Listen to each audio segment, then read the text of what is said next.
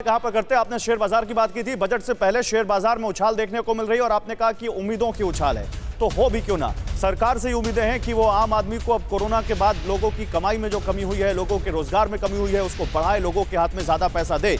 Nifty में भी उछाल दर्ज की गई है। बैंकिंग शेयर्स में खासकर अच्छी उछाल देखी जा रही है। अमेरिकी बाजार बहुत अच्छे लेवल पर कल दिखे थे और आज भारतीय बाजारों में भी उनका असर दिख रहा है। तो अंतर्राष्ट्रीय असर भी है और बजट से पहले, क्योंकि अब यहां पर शेयर बाजार सलामी देता हुआ, लेकिन असली शेयर बाजार का इंपैक्ट तब दिखेगा जब वित्त मंत्री बजट पेश कर रही होंगी और जो दूसरा हिस्सा होगा जहां वो डेटा लेकर आएंगी, वहां पर वो क्या लेकर आती हैं सामने, वहां पर उन क्या सामने रखती हैं वो डेटा कि क्या वहां पर छूट देने जा रही हैं, किस सेक्टर में कौन सा एलोकेशन है, उस पर देखना पड़ेगा। मैं यहां पर गौरी आपके पास आता हूं। गौरी, आप भी शेयर बाजार में बड़ा इंटरेस्ट रखती हैं।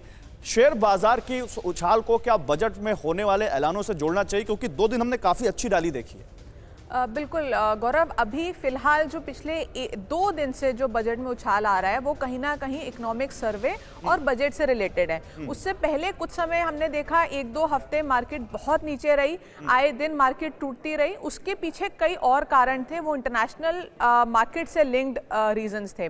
लेकिन अभी 1-2 दिन से इसको बजट से लिंक किया जा रहा है और डेफिनेटली क्योंकि आज के बजट से लोगों को बहुत उम्मीदें हैं, उस एक्सपेक्टेशंस के चलते ही जो सेंसेक्स और निफ्टी है वो ऊपर जा रहा है। हालांकि आपने बिल्कुल सही कहा कि जब बजट पेश हो रहा होगा या जब बजट पेश हो चुका होगा तो एक्चुअल क्या स्टेटस है सेंसेक्स और निफ्टी का, वो उसके बाद ही पता लगेगा।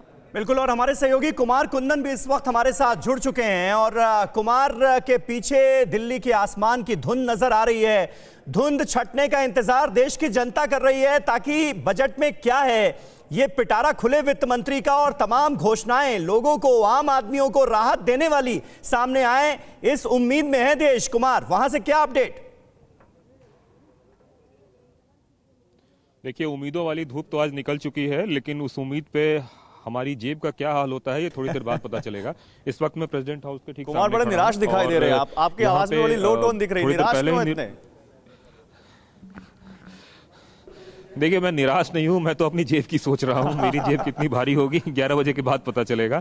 लेकिन इतना जरूर है कि थोड़ी देर बाद ही निर्मला सीतारमण यहां से निकलने वाली हैं। जो ऑफिशियल प्रोटोकॉल है जिसके तहत बजट पेश करने से पहले जो वित्त मंत्री हैं वो प्रेसिडेंट के पास जाते हैं और एक अनुमोदन लेते हैं और उसके बाद फिर वो पार्लियामेंट जाते हैं जहां कैबिनेट की बैठक होती है और उसके बाद बजट पेश होता है।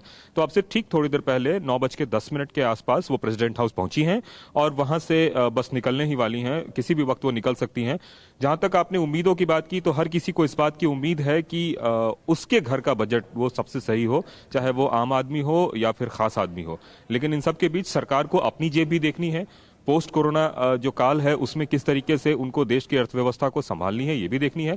तो इन सब के बीच थोड़ी देर बाद ही पता चल पाएगा और जो टेक्निकलिटी है अभी एक तरीके से उसको पूरा किया जा रहा है और प्रेसिडेंट हाउस में अभी निर्मला सीतारमण। कुमार, क्योंकि आप हेल्थ सेक्टर को कवर करते हैं, सरकार ने 75% डोज लगा दी है, दोनों डोज लगा दी सरकार की तरफ से, ये कहा गया है। हेल्थ सेक्टर को लेकर कोई आपको अभी पता चल रहा है कि हेल्थ सेक्टर को लेकर सरकार कोई फोकस न कर सकती है, क्योंकि पोस्ट कोविड ये बहुत बड़ा एक फोकस वाला सेक्टर हो गया है। देखिए, जहां तक सेक्टर्स की बात कर रहे हैं तो हेल्थ सेक्टर एक ऐसा सेक्टर है जिसमें बार बार उम्मीद की जाती रही सरकार से कि इसके इंफ्रास्ट्रक्चर को ज्यादा से ज्यादा बढ़ाया जाए और सरकार को इस बात का एहसास तब हुआ जब देश में कोविड की लहर आई। पिछली बार भी हमने देखा था कि हेल्थ सेक्टर में अच्छा खासा एनहांसमेंट किया गया था। उम्मीद इस बार भी की जा रही है कि हेल्थ सेक्टर को और बूम किया जाए ताकि देश के लोगों को ज्यादा से ज्यादा स्वस्थ रखा जाए और बचाया जा सके। इसके साथ ही जो वैक्सीनेशन की आपने बात की, तो सरकार फ्री वैक्सीनेशन के नाम पे देश की बड़ी आबादी को उन्होंने एक बूस्टर डोज भी देने का काम अब शुरू किया है। तो जो पैसा है वो एक तरीके से कहीं ना कहीं हेल्थ सेक्टर में अच्छा खासा उन्होंने पंप किया है। इसके अलावा इंफ्रास्ट्रक्चर के बहुत सारे प्रोजेक्ट्स हैं।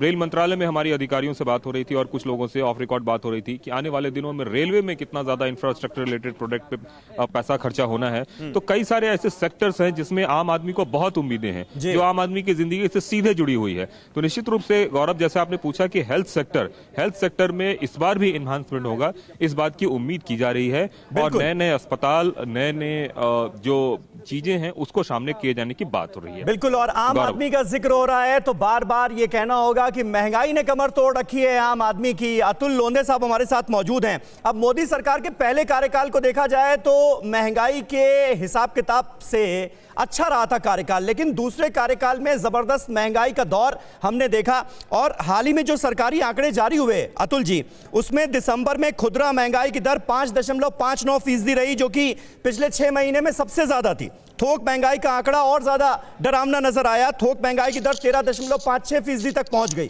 तो महंगाई से कैसे राहत दे सकती है सरकार, ये एक बड़ा सवाल है।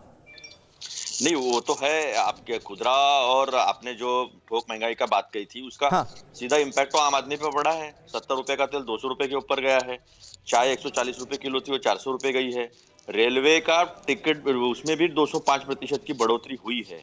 तो टैक्स से निचोड़ा गया है आम आदमी को, ये बात तो एकदम साफ है जो आपके सामने दिखती है।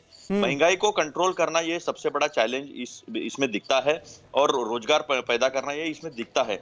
मुझे ऐसा लगता है मनरेगा के तौर पर शायद हो सकता है, मनरेगा के तौर पर कुछ अर्बन नागरिक क्षेत्रों में भी एक आध स्कीम जो है वो लॉन्च होनी चाहिए। बहुत इंपॉर्टेंट है, क्योंकि बेरोजगारी अगर इसी तरह से बेताशा बढ़ती गई तो बहुत मुश्किल होगी। 4.5 करोड़ से ज्यादा लोग जो है एब्जेक्ट पॉवर्टी में गए हैं, यानी बीपीएल बिलो पॉवर्टी लाइन वो लोग ढकेले गए हैं इस दौरान। और आज अर्थव्यवस्था की जो स्थिति इकोनॉमिक सर्वे दिखाता है वो ये दिखाता है कि प्री कोविड लेवल पर गए हैं, और प्री कोविड लेवल पे हम सिर्फ 4% थे। 45 साल की सबसे बड़ी जो बेरोजगारी है वो उस वक्त भी थी। तो जो इकोनॉमिक, अतुल जी, एक सवाल मेरा ये था कि अगर सरकार कुछ लोगों को चुनाव को ध्यान रखते हुए कुछ बड़े ऐलान करती है तो क्या आप लोग चुनावी बजट तो नहीं कहेंगे ना इसको? आप लोग मानेंगे ना कि सरकार ने चलो आम आदमी को कुछ तो राहत दी, भले चुनाव के लिए दी? हमारा कहना यह है कि अगर आप चुनावी बजट भी करते हो तो this is an opportunity in democratic politics.